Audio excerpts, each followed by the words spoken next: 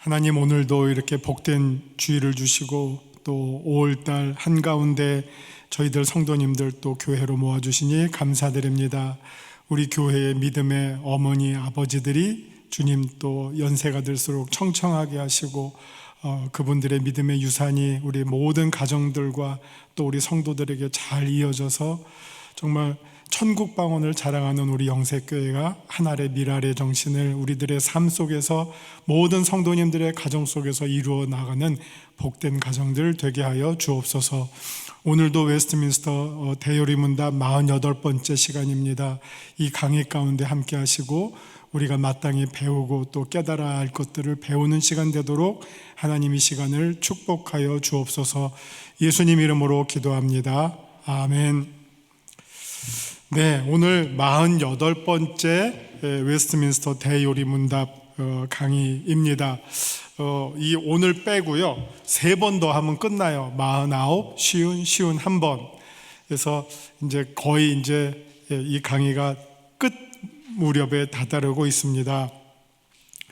이 웨스트민스터 요리문답의 제일 마지막 주제들은요, 지금 우리가 기도에 대해서 공부하고 있어요. 기도. 그래서 처음에 이제 모든 요리문답에는 5가지의 요소가 있습니다.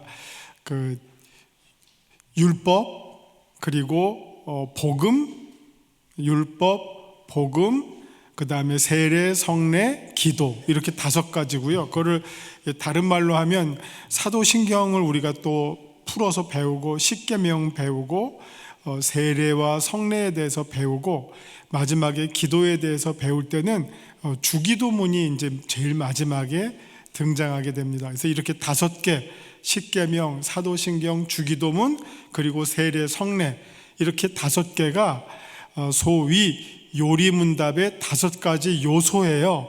근데 그 요리문답을 풀어서 문답 형식을 풀어서 쭉 하나로 엮은 게 대부분의 신앙고백문들이에요. 그래서 우리가 보는 지금 웨스트민스터 신앙고백이나 뭐 하이델베르크 요리문답이나 신앙고백이나 나중에 뭐 벨직 뭐 여러 가지 스위스 제1, 2 신앙고백들은 다 요리문답이 핵심적인 그 구조와 내용을 가지고 있고, 그 요리문답에는 그 5가지의 요소가 중요한 부분으로 포함이 되어 있습니다.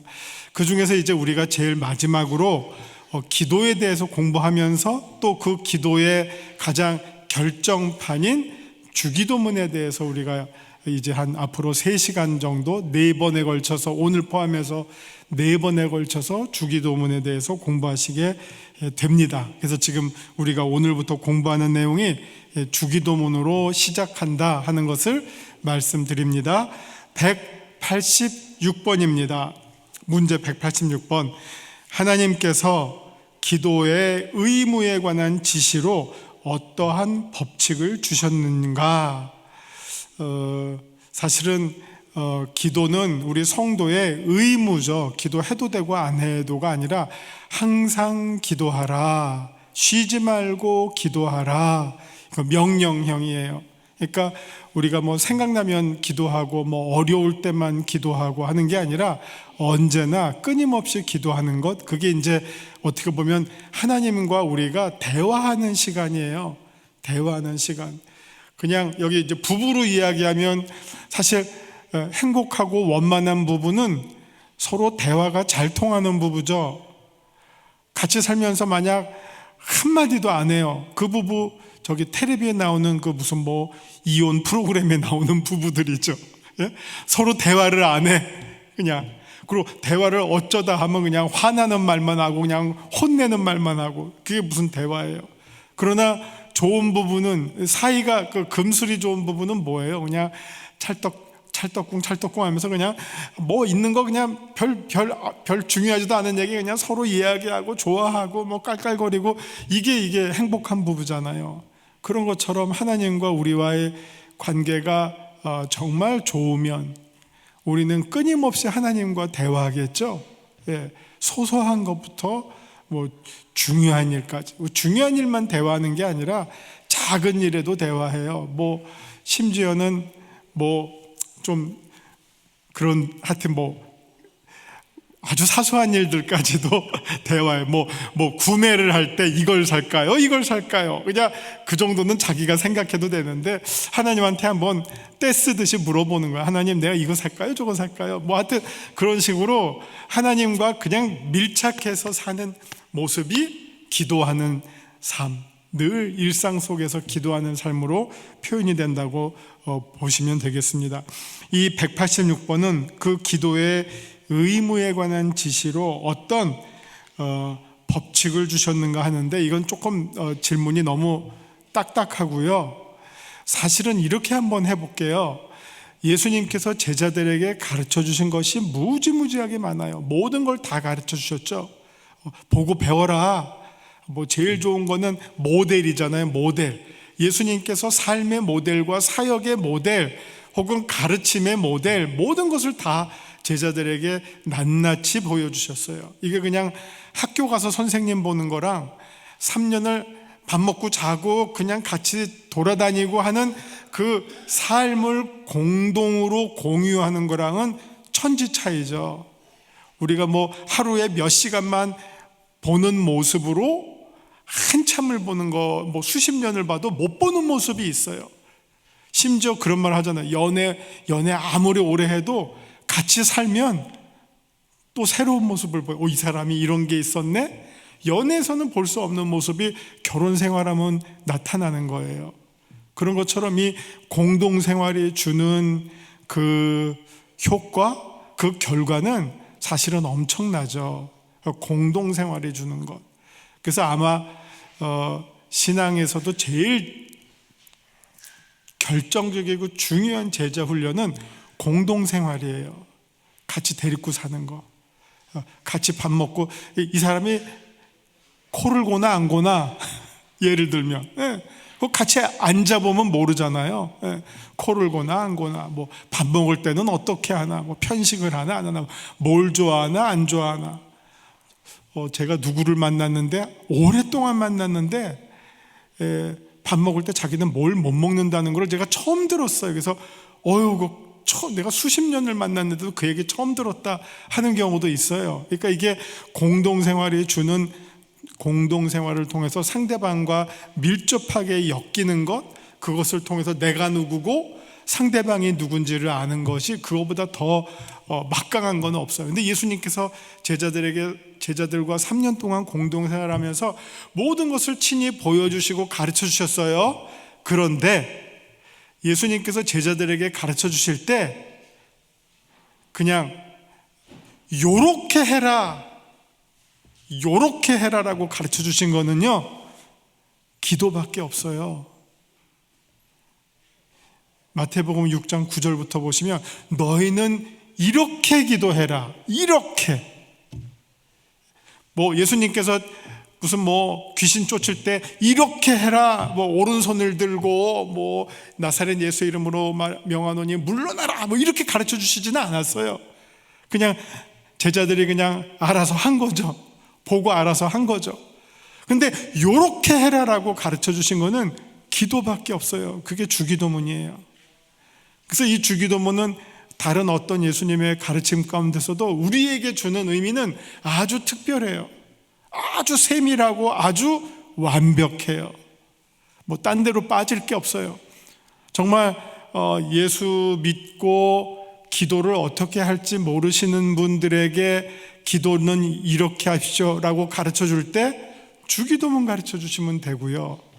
단 그 주기도문을 무슨 다른 종교에서 하듯 주문처럼 하는 게 아니라 그 한 문장 한 문장, 한마디 한마디가 말하고자, 기도하고자 하는 그 내용을 우리가 충분히 숙지를 하고 그 기도를 하면 주기도보다 더 완벽한 기도는 없어요. 순서와 내용에 있어서 더 완벽한 건 없고요. 또 주기도가 왜 중요하냐면요, 이 요리문답에서, 이 신앙 고백에서 이제 제일 마지막에 이 주기도문이 나오는 이유가 있어요. 여러분 로마서도 보시면 로마서 전체 15장 가운데 11장까지는 바울이 로마에 있는 교인들을 향해서 교리를 썼어요. 교리. 이게 바울의 다른 편지와 로마서가 다른 게, 다른 편지의 많은 편지들은 바울이 이미 그곳을 방문해서 바울이 가르쳤던 교회예요.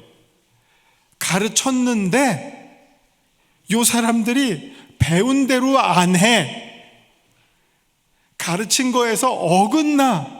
그 어긋난 거를 바로잡기 위해서 쓴 편지가 바울의 대부분의 서신서들이에요. 고린도 교회도 그랬고, 고린도 교회가 내가 가르친 대로 안 해. 갈라디아서도 그렇고, 그러니까 뭔가 문제가 있어서 쓴 편지들이 대부분이에요. 그런데 로마서는 바울이 가본 교회가 아니에요. 아직 가보지 않은 교회에게, 그 교회 성도들에게 바울이 자기가 알고 있는, 믿고 있는 복음과 그리스도인의 삶에 대해서 가르쳐 주는 거거든요. 그래서 앞부분에는 11장까지는 교리가 나오고 12, 13, 14, 15는 그리스도인의 삶, 윤리가 나와요. 우리가 교리는 무엇을 믿어야 될지죠. 우리가 뭘 믿는지, 믿는 걸 바로 믿어야지 온전한 그리스도인이잖아요. 근데 믿는 걸로 끝나면 안 돼요. 그 다음에 뭐가 나왔죠? 로마서 12장부터 그리스도인의 삶이 나왔어요. 우리가 믿는 바대로 사는 것이 온전한 그리스도인이에요. 머리로만 믿고 생각으로만 믿어서 끝, 믿습니다만 해서 되는 게 아니라 자기가 믿은 바대로 살아내는 것, 이게 온전한 그리스도인이에요. 그래서 요리문답도 그래서 제일 마지막에 주기도문이 나왔는데, 왜? 주기도문은요, 예수님께서 이렇게 말씀하셨어요. 너희는 이렇게 기도하라. 그런데 기도는 어떤 신비한 능력이 있냐면요, 올바른 기도는, 혹은 완전한 기도는 자기가 기도한 대로 살게 만들어요. 그게 기도의 능력이에요. 기도의 능력은 불가능을 가능케 하는 거, 그거 누구든지 그리스도 안에서는 내게 능력 주시는 자 안에서 내가 못할 게 없다 하고 그냥 전지전능을 외치는, 무엇인지 구하면 다 이룬다. 그거보다 더 큰 능력은 내가 기도한 거를 나로 하여금 실천하게 만드는 것, 그게 기도의 진정한 능력이에요. 내가 누구를, 어떤 원수를 용서해 하는 기도를 했어요. 그 다음에 실제로 용서를 안 해. 그럼 그 기도 꽝이죠. 내가 누군가를 정말 마음은 그렇게 원치 않아요. 정말 생각 같아서는 그런 기도 하고 싶지 않아요. 그냥 저는 무작위 천벌받아라 그러고 싶은데, 어떻게 기도하다 보니까 내 마음속에서 그게 우리가 지난주에 성령께서 이끌어 주시는 기도죠. 성령께서 인도해 주셔서, 그래서 성령께서 인도해 주셔서 내가 정말 생각 같아서는 괘씸한데 내가 용서하고 사랑하게 해달라는 기도를 했어요. 그러면 그 다음에는 어떻게 해야 될까요? 그 기도를 실천해야죠. 그게 기도의 능력이죠. 그래서 예수님께서는 너희는 이렇게 기도하라 라고 가르쳐 주셨지만, 그래서 우리가 이런 표현을 해요. 우리가 너희는 이렇게 기도하라라고 써 있지만 우리는 그거를 어떻게 읽어야 되느냐? 너희는 이렇게 살아라. 기도처럼 사는 것, 그게 완전한 그리스도인의 삶이에요. 그래서 사실은 주기도문은 너희는 이렇게 살아라예요. 너희가 기도한 것처럼 살아라예요. 그래서 주기도문이 요리문답의 제일 마지막에 나와요. 우리가 앞에 있는 모든 내용들 다 우리가 믿어야 할 내용들, 알아야 할 내용들이에요. 근데 제일 마지막에 있는 거는 이제는 그만큼 알았으니까, 그만큼 배웠으니까 이렇게 기도하면서 이렇게 살아라예요. 살아라. 그래서 여러분, 이제 구구절절히 주기도문 공부할 텐데, 그 모든 기도 문장, 이게 전체 6개의 문장이라고 하는데, 그거를 우리가 기도한 것처럼 살아내면 최고의 크리스찬이 되죠. 완전한 성도가 되죠. 하늘에 계신 우리 아버지, 아버지의 이름이 거룩히 여김을 받으시오며, 내가 그렇게 살아요. 내 삶이 하나님의 이름이 거룩히 여김을 받게 사는 거예요. 그 한마디로 다 끝나잖아요. 내가 잘못 살면 어떻게 되죠? 하나님의 이름이 가리워지죠. 더러워지죠. 저거 권사가 저랬대, 심지어 장로가 저랬대, 목사가 저랬대, 저 사람 영색교회 다닌대 했는데 알고 보니까 너무 미담이 쏟아져 나와. 그게 하나님의 이름을 거룩하게 하는 거고, 파고 파니까 너무 그냥 숨겨졌던 부끄러운 모습들이 그냥 한두 개가 아니라 쏟아져 나와 하나님의 이름을 욕되게 하는 거죠. 이 한마디면 다 끝나잖아요. 아버지의 이름이 거룩히 여김을 내가 기도하는 목적, 그리고 내가 살아가는 목적이 그거를 위해서 사는 거예요. 그게 오직 하나님께 영광을, 솔리데오 글로리아의 삶의 모습이죠. 그러니까 너희는 이렇게 기도하라는 곧 너희는 이렇게 살아라예요. 그거를 예수님께서 가르쳐 주셨어요. 제자들에게 아주 구체적으로 구구절절히 이렇게 기도해. 하늘에 계신 우리 아버지서부터 시작해서 나라와 권세와 영광이 영원히 아버지의 것입니다 까지 완벽한 내용의 세트, 이 기도 세트를 가르쳐 주신 것은 예수님이 기도에서 가르쳐 주셨어요. 그래서 그만큼 이 주기도는 주님께서 가르쳐 주신 기도, 그만큼 중요하다는 겁니다. 그래서 186번은 우리 구주 그리스도께서 자기 제자들에게 가르친 기도의 내용, 양식과 형식이 있습니다. 그거를 잘 보시면 되고, 우리 살다가 그런 시간이 아마 오겠죠? 마지막에 모든 기력이 떨어진다든지, 말도 제대로 못하는 시간이 올 수도 있을 거예요. 아니면 아주 위급한 시간이 온다든지, 그럴 때 우리가 정말 하루만 있으면 뭐 할래? 이런 얘기 하지만, 예를 들어서 나에게 주어진 시간이 한 2, 3분밖에 없어요. 1분밖에 없어요. 그럼 여러분 그 시간에 뭐 할래? 제가 볼 때 딱 2가지밖에 없을 것 같아요. 가족들에게 사랑한다는 말 하는 거, 아내한테, 자녀한테 사랑한다는 말 하는 거, 또 할 수 있다면 주기도문을 그때 하면 되겠죠. 시작부터 해서 끝나는 호흡이 딱 내가 할 수 있는 순간까지 주기도문을 해야죠. 그때 무슨 십계명을 외우시겠어요? 제1계명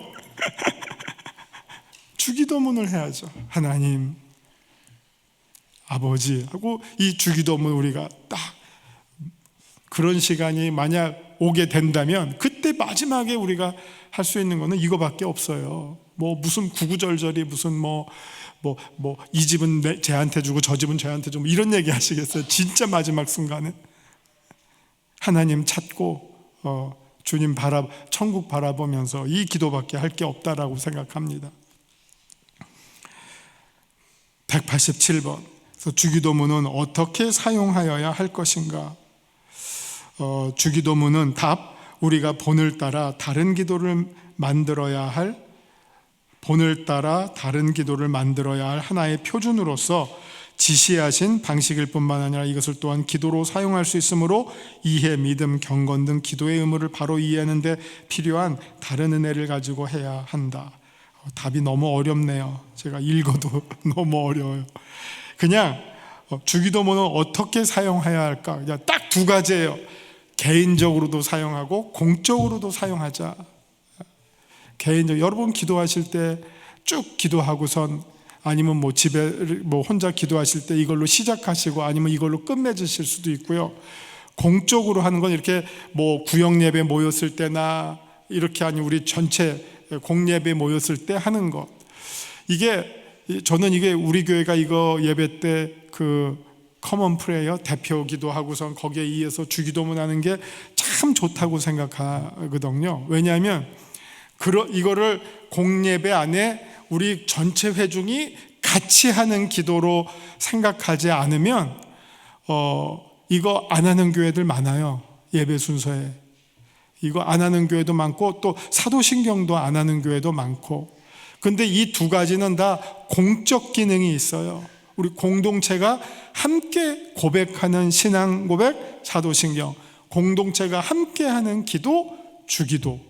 이거는 우리 대표 기도 마치고 이어서 우리 모든 성도가 주기도로 같이 그 기도에 참여하고 같이 하나님께 올려드리는 이 순서는 정말 예배학적으로 꼭 필요하고 아주 합당한 시간이다, 이렇게 말씀드립니다. 그래서 우리 기도 인도자가 기도 끝난 다음에 그 다음에 우리가 같이 주기도 하시잖아요. 그래서 그 시간이 여러분 다시 한번 정말 진지하게 하나님을 향하여 한번 각 구구절절을 깊이 음미하시고 생각하시면서 기도하는 것, 그거는 아주 중요하고 우리 신앙의 큰 유익이다. 사실 우리가 왜 하나입니까? 같은 신앙을 고백을 하고 같은 기도를 하기 때문에 우리는 하나예요. 하나인 여러 가지 이유가 있죠. 성찬에서도 하나이지만 우리가 신앙 고백이 같아요. 그리고 같은 기도를 해요. 주기도문으로. 그러면 우리는 하나죠. 그 다음에 188번, 주기도문은 몇 부분으로 구성되어 있느냐? 크게 서원, 그 다음에 본론, 결론, 이렇게 나누기도 하는데요. 이게 세 부분으로 나눈다라고 하는 게 중요한 게 아니라, 그냥 이제 다음번 질문서부터 보게 될 각 한 기도문, 한 문장 한 문장이 중요해요. 사실 기도의 서론이 어디 있고 본론이 어디 있고 결론이 어디 있겠어요. 굳이 서론을 말하자면 하나님을 부르는 게 서론이겠죠. 하늘에 계신 우리 아버지, 요게 서론이겠죠. 요게 서론. 그 다음부터는 모든 기도의 내용은 그 다음에 나오는 건 다 본론이에요. 결론은 제일 마지막에 나라와 권세와 영광이 영원히 아버지의 것입니다라고 어떻게 보면 이제 선포하는 것, 그게 결론이라고 말씀드릴 수 있겠죠. 그러면 이제 서론에 대해서 말씀드리겠습니다. 189번, 주기도문의 서는 무엇을 가르치고 있는가? 우리 주기도문의 첫 줄이 하늘에 계신 우리 아버지라고, 이게 대화할 때는, 제가 기도는 대화라고 했잖아요. 대화하려면 뭘 해야죠? 상대방을 불러야죠.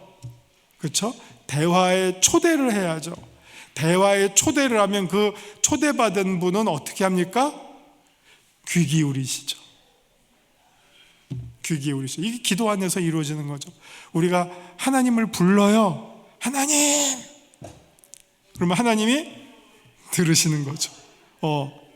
누가 나를 부르는구나. 정홍열이 나를 부르는구나.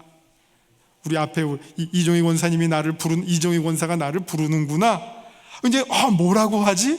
이제 귀를 기울이신단 말이에요. 거기서 이제 대화가 시작이 되죠. 대화가 시작이 돼요. 근데 여기서 중요한 거는요, 하나님을 부를 때 그냥 하나님 하고 부르는 것뿐만 아니라 하나가 더 보태지죠. 그게 뭡니까? 아버지. 이게 하나님을 아버지라고 말하는 것뿐만 아니라 다른 표현들도 많이 있죠. 주님이라고도 부를 수 있죠. 주여라고도 부를 수 있어요. 하나님 이렇게 부를 수 있어요. 이렇게 부른다고 문제가 되는 게 아니에요. 다 맞죠. 이름이 하나님은 수십 개예요. 수백 개예요. 일단은 하나님, 주님 다 돼요. 다 되는데 여기에 예수님께서 쉽게 말하면 조미료를 쳐주셨어요. 조미료. 우리의 기도에 혹은 우리의 신앙에 맛을 내주셨어요. 맛. 그 맛이 뭡니까? 아버지예요. 아버지. 이게 예수님께서 특허내신 조미료예요. 신앙의 조미료. 왜냐하면 예수님 외에는 하나님을 아버지라고 부르거나 아버지라고 부르라고 가르쳐 준 사람이 없었어요. 예수님의 특허예요. 그래서 예수님께서는 너희는 기도할 때 이렇게 기도해라 하면서 첫 번째 가르쳐 주신 내용이 뭡니까? 하늘에 계신 우리 아버지. 이 기도는 아버지에게 하는 거다. 그러니까 이게 뭐와 뭐가 아니라 뭐와 뭐다. 이 말은 종이 주인에게 부탁하는 거일 수도 있어요. 그거 아니라는 거는 아니에요. 근데 종이 주인에게 부탁하는 거를 넘어서서 우리가 하는 기도는 아들이 아버지에게 부탁하는 거다. 아들이 아버지에게 말을 거는 거다. 그거를 가르쳐 줬어요. 그러니 하나님과 우리와의 관계가 옛날에는 여러분은 어떤 게 더 좋은지 모르겠어요. 그러니까 옛날에는 아버지가 집안에서 너무 가부장이었잖아요. 뭐 자녀들은 그냥 아버지 밑에서 다 그냥 거의 자녀가 아니라 거의 종과 같은 신세였어요. 그죠? 우리 전에 시대에는.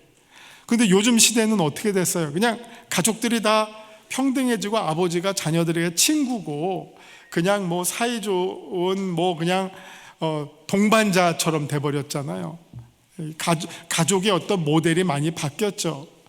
마치 구약에서는 그런 전통사회에서 아버지도 아니거나 그러니까 주인의 모습과 같은 게 하나님의 모습이었다면 예수님께서 가르쳐 주신 하나님의 모습은 이제는 우리에게 친밀한 아버지로 다가오신 모습이기 때문에 아버지한테 하고 싶은 말 다 해봐. 그거예요. 그 다음에 그 아버지가 그냥 만약 종의 주인이라면 종이 도망가면 어떻게 하죠? 옛날에 무슨 사극에도 있었는데 그 도망간 종 잡아오는 그런 사람들도 있었잖아요. 이놈이 도망가. 찾으면 죽이든지 아니면 끌고 오는 거. 왜? 내 재산이기 때문에. 옛날에는 그렇게 생각했어요. 종과 주인의 관계는. 그러나 아버지와 아들의 관계는 돌아온 탕자에서 보여주는 것과 같은 새로운 관계예요. 거기에는 사랑이 가미된 관계, 사랑이 작동하는 관계예요. 그렇기 때문에 거기에는 용서가 있고 이해가 있고 돌봄이 있는 거예요. 그게 아버지와 자녀의 관계예요. 예수님께서 하나님을 우리의 아버지로 보여주신 그 제일 큰 이유는 뭐냐? 너희들은 하나님의 돌보시는 대상이다. 그러니까 너희가 기도할 때 이걸 받을까 못 받을까 막 염려하지 마. 너희가 고기가 먹고 싶으면 고기를 줄 것이고 옷을 입고 싶으면 옷을 입혀주실 것이다. 염려하지 마. 하나님에 대한 절대적인 신뢰를 아들과 아버지를 통해서 보여주신 내용이에요. 그래서 그걸 기억하시면 되겠고요. 지금 시간이 없는데 하나만 더 하겠습니다. 종교개혁의 중요한 원리가 이신칭의라 그래요. 믿음으로 의롭다함을 받는 것. 근데 이게 교리로 말하면 이신칭이지만 이신칭의를 작동시키는 핵심적인 내용이 있어요. 그게 뭐냐? 마틴 루터가 이 예수님께서 하나님을 아버지로 하고 우리들에게 가르쳐 주셨는데 그 이후에 1500년 동안 어느 신학자도 하나님이 우리의 아버지라고 하는 사실을 자신의 신학에서 강조한 사람이 한 명도 없었어요. 참 특이하죠. 근데 1500년 만에 마틴 루터가 종교개혁을 하면서 하나님이 우리의 아버지라고 하는 사실을 발견해서 알려준 거예요. 그게 종교개혁의 진정한 핵심이에요. 왜 루터가 그리스도인들이 다 자유하다라고 말했느냐? 너희들은 더 이상 교회의 종이 아니라 하나님의 자녀고 하나님은 우리 모두의 아버지시다 하는 사실을 루터가 알려줬어요. 이것은 예수님이 1500년 전에 가르쳐 주신 것을 루터가 1500년 후에 리바이벌한 아주 결정적인 종교개혁의 핵심 가치입니다. 그래서 여러분도 하나님을 향해서 마음껏 아버지라고 부르시고 떼쓰시기 바랍니다. 기도하시겠습니다.